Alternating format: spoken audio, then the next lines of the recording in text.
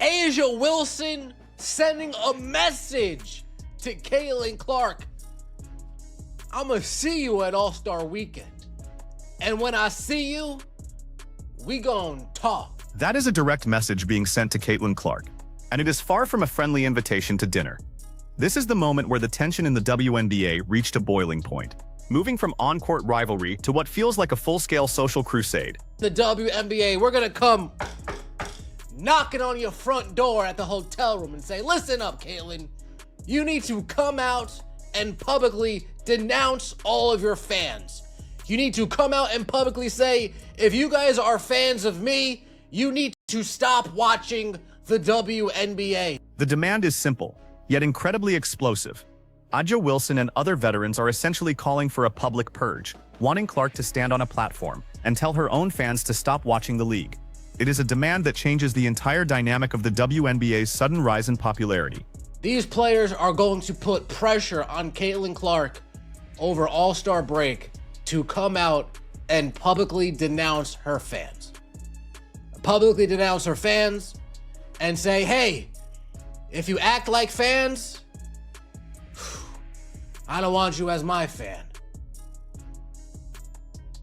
This isn't just about basketball anymore. We are looking at a potential standoff during All-Star Weekend that could define the trajectory of the league for years. If this meeting actually happens, and if the pressure is applied as directly as described here, it forces Caitlin Clark into a lose-lose situation. Does she alienate the veterans who have been in the league for decades, or does she alienate the massive fan base that single-handedly boosted the league's ratings and revenue? These women are just so emotional and so soft, they can't handle it.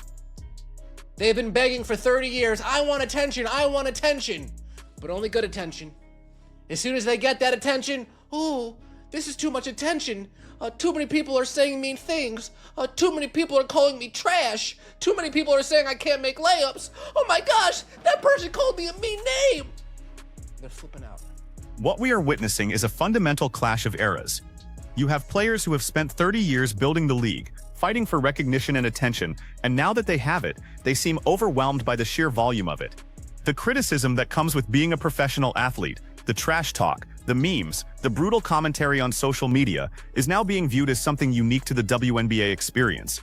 But is it actually unique, or are the players just unaccustomed to the kind of spotlight that comes with mainstream sports success? Section below, Chelsea Gray. What do you have to say? I took a screenshot of it so it couldn't be deleted. I think the first person I sent it to was my wife.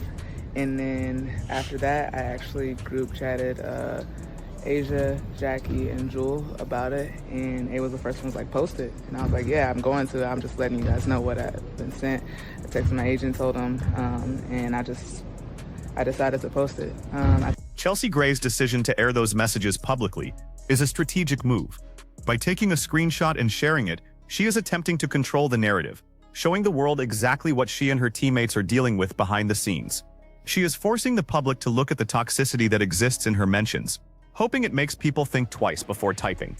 She decided to post it after the Indiana Fever game because she knows what kind of optics those are. People have already gone in the archives of her Instagram comments. She's been getting called nasty names for quite a while.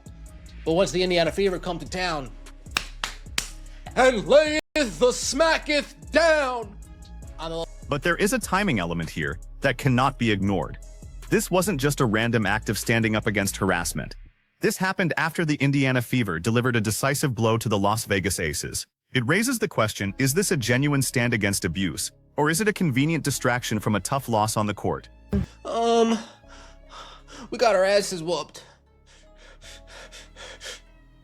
I don't know, enough is kind of enough. Can't even think of a reason. It's not necessarily like, yeah, these messages are not the first of its kind. It's not. There was other stuff too. I just decided to share that one. Gray admits that this isn't the first time she's received these messages, but she decided that this specific instance was the one to go public with. When the narrative shifts from basketball performance to victimhood, it creates a shield. It changes the conversation from "the Aces just lost to the Fever" to "we need to talk about the treatment of these players." I don't know. What do you really think people are going to think twice about? Well, you think someone who is going to call you a racial slur is going to be halfway through writing that racial slur and say, oh man, that's right, Chelsea Gray. That's right, she said people are going to think twice. Let me put my phone down. That ain't gonna happen. The theory is that public shaming will make the trolls pause. But does it really? When you shine a light on the darkest corners of social media, you often just draw more moths to the flame. The idea that someone hurling slurs is going to see a post from an athlete and suddenly decide to change their behavior feels like a naive perspective on how the internet actually works. It is more likely to escalate the behavior rather than curb it. We work so hard to do, but it's just a certain division that needs to be brought to everyone's attention and understanding that, no, this is something that's been going on, and it's just getting to a point where it's like, all right, now, enough is enough. I think there's... Enough is enough, man. Enough is enough, man. Yeah. Yeah, enough is enough. A larger conversation that needs to be had that is really above us, and I think that is the part that we really need to get. This brings us back to the broader conversation they want to have at All-Star Weekend. They are looking for structural change, hoping to use the platform of the league to address these issues. But the concern remains that by focusing so heavily on the fans and the noise, the players are losing sight of the very thing that made the league successful in the first place, the game. Beginning. They're gonna walk into Caitlin Clark's room. They're gonna knock on the door. Caitlin Clark's gonna open the door to her hotel room. She's gonna peek through it, and there's gonna be that, you know, that sliding thing on the door, and all there's gonna be is like the chain, and she's gonna peek through and say, oh shit, she's gonna try to close the door, and then all the players at one time, Brittany Griner, Asia Wilson, they're all gonna just, let me in, they're gonna bum rush her, they're gonna bum rush into that room.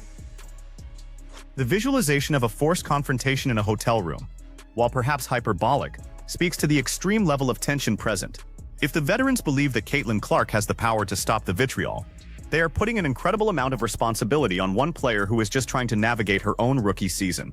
So I'm glad that Chelsea had an opportunity to speak up and had an opportunity to show that what we've been going through, and we're going to continue to go through until we have that conversation. Yeah, what you go through is nothing special. What you go through is nothing special, nothing unique, nothing that needs to be addressed, nothing that a conversation needs to be had about. It's just a bunch of WNBA players crying because a bunch of people that they don't know are saying mean things and leaving nasty... It highlights a deeper issue. The league is growing faster than its internal culture can handle. You have the old guard, who want to protect the sanctity of the league as they knew it, and the new wave, which is largely fueled by the interests surrounding players like Clark. These two forces are currently on a collision course, and if they cannot find a way to coexist, the league might fracture under the weight of its own drama. Before, and I'm going to tell you again, we all need to take a step back. We all need to take a step baep and put Caitlin Clark, just remove Caitlin Clark from the equation, right?